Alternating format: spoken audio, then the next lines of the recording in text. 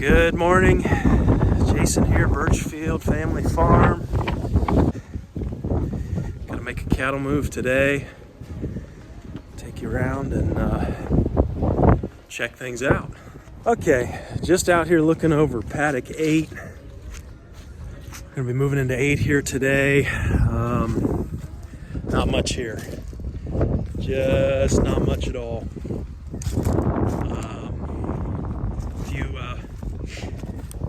Few high spots, but again, you've got the manure underneath. That's the reason, so they won't touch that. But like I said earlier, pretty much the reason for continuing the rotation here for now is that we are distributing the manure, not having to worry about that in one concentrated location. So that helps. But late November, we're nice sunny day today, but low 40s, pretty good breeze, and we are going to be putting out the hay despite moving them today. So okay, you guys ready? Let's do it. Come on, Moose.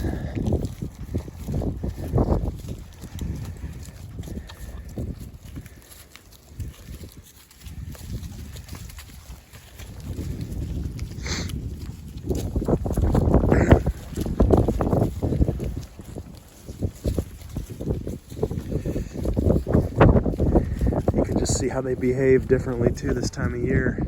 When we're making the moves in spring and summer, they're all going to pile up right here at the gate because they hit that good grass. But you can see a little more wandering, looking for any bits of good stuff here. So we're getting down to the end. This heifer here we call Daisy. She is just over 3 years old.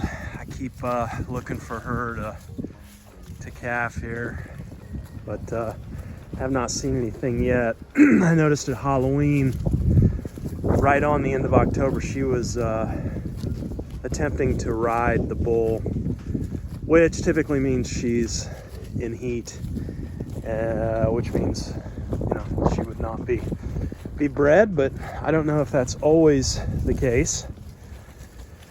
Trying to stay optimistic here, but really would like to see her calf, her first calf here at some point in 2022. Matter of fact, if it doesn't happen, maybe some hamburger there. You can learn so much out here just by observation.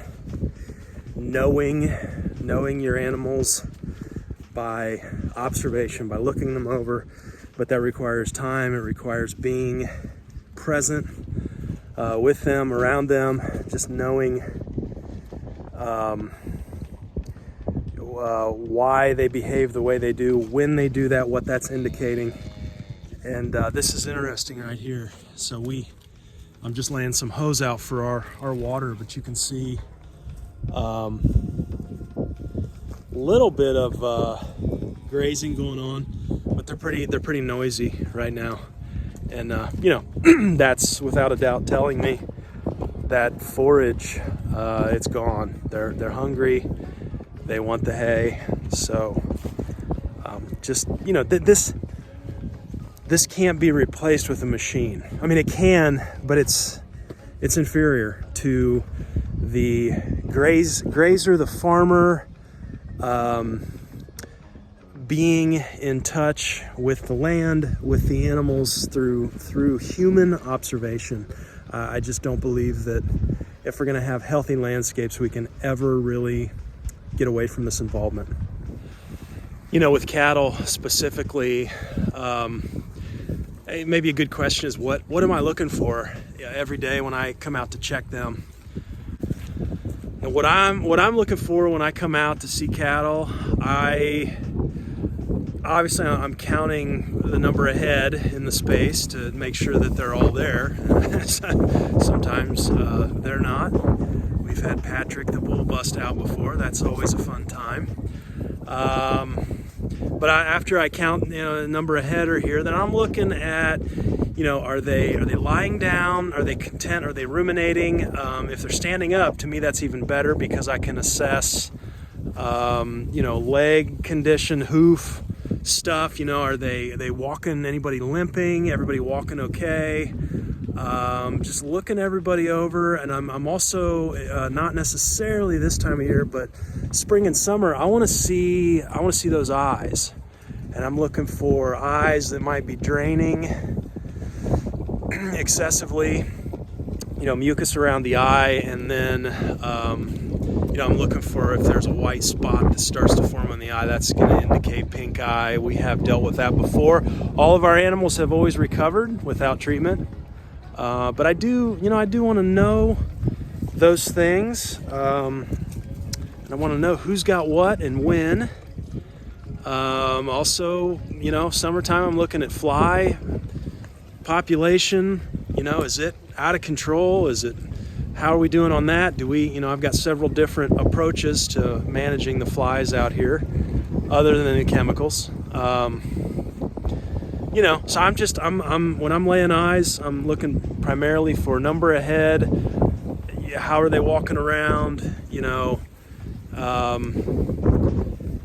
Anybody limping? Checking over eyes. And that's pretty much a quick check. And to do some of those things, you have to be pretty close to them. But definitely well worth it to be out here every day and to be laying eyes on them. All right, over here with the ewes and with Sunny, checking everybody out. I think we were down to everybody being blue marked except number 10, and she's right here in the middle. You can see he's got her, so we should be all bred now. What was that? Maybe 2 weeks, 2.5 weeks. I've got dates, not everybody written down, should be fairly accurate. The main thing is just to know when your lambing is going to start, which will be, for us, mid-April-ish. Speaking of lambing, I thought it might be kind of fun to look back on this clip I had from last year's lambing. This little one here, finding its legs, just never gets old. Watching the new life be born right in front of our eyes, right on the pasture, watching them just come into their own. It's miraculous every single year. I think there really are deeper truths to be gleaned here from this power of observation at work. I think there's deeper spiritual truths.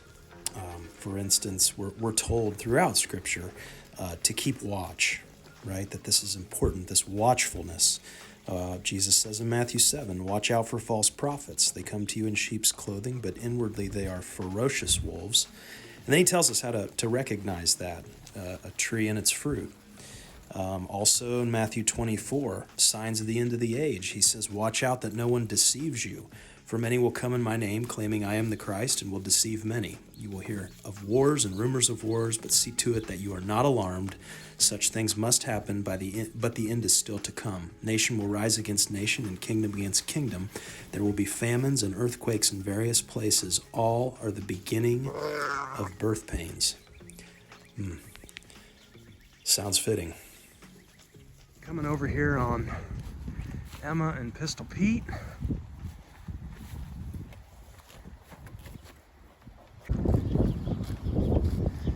To be absolutely honest, I could not be more happy with this pair. And I'll tell you, an interesting observation I'm making is, she has been called a time or two torpedo teats. And I understand why. Her udder is not in good shape. She is an American milking Devon. She's registered. We do not milk, but I'll tell you, what's really, really interesting is the size of those teats. They've like gone back to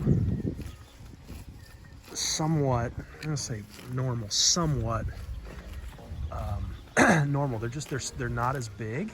And I've noticed, you know, I was thinking he was just nursing on one side, but he has been on both sides. I've seen him. And so it's almost like he's helping her in a way, right? Just an interesting observation on these two, but could not be more happy.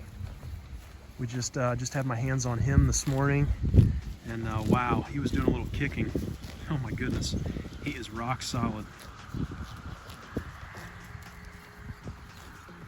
You know, one of the things we do here on the farm is we sell St. Croix sheep. We sell breeding stock, and we had a few rams this year that did not get sold. Had somebody back out on us for 2 of these guys, and this is Fritz, our herd sire here that we are rotating this year and using Sunny. But those of you that have been following know we've had them on the garden here, and you know, I've been pretty happy with this. I am noticing quite a bit of residual hay that's laying around, and I'm just wondering, you know, I would imagine we're going to get some pretty good weed pressure in the spring from this. You know, loving the biomass here, obviously, and the covering of the soil. That's going to keep our topsoil down. But you know, starting to wonder about the weeds here for the spring. I guess I could at some point rake this, put it in compost, though I love them working that manure into the soil. Yeah, so mixed thoughts on that. If you got any thoughts or feedback, you know, let us know.